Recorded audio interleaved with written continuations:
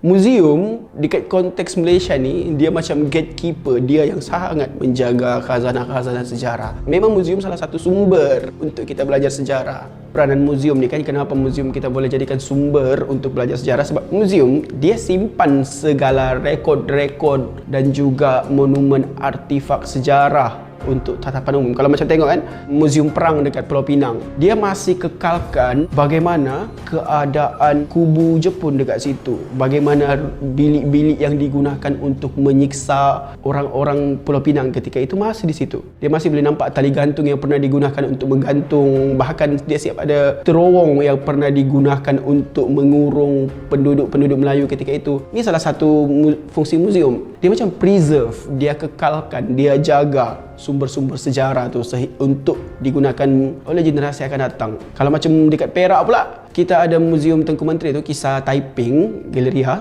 Boleh nampak bagaimana betapa kayanya Perak suatu ketika dahulu, khususnya dekat kawasan Larut. Bagaimana keluarga Long Jaafar membawa buruh Cina untuk menguruskan lombong-lombong biji timah dekat Larut ketika itu. Malah direkodkan, disimpan dalam muzium tersebut. Bagaimana Long Jaafar itu dia ambil biji timah daripada Larut, kemudian dia perdagangkan dekat Pulau Pinang. Dia simpanlah rekod mengatakan bahawa Perak ini kaya terlebih dahulu.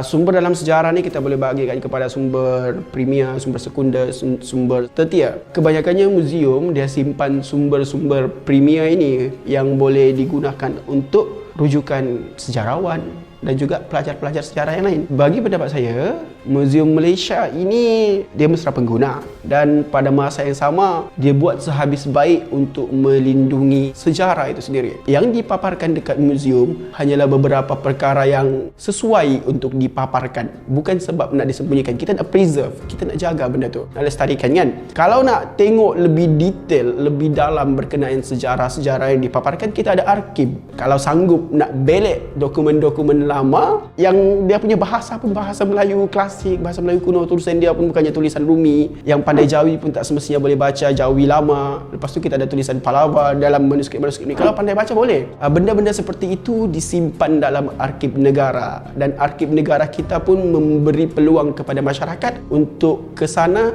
baca dokumen-dokumen lama tu, manuskrip-manuskrip lama. Diberi kebenaran untuk orang awam tengok dan baca. Pengkajian, preservation, penjagaan dokumen-dokumen sejarah dekat negara kita ni, baik oleh muzium ataupun arkib, terbuka untuk orang awam. Kita buat sehabis baik untuk melindungi sejarah negara kita. Yang penting jangan lupa belajar sejarah.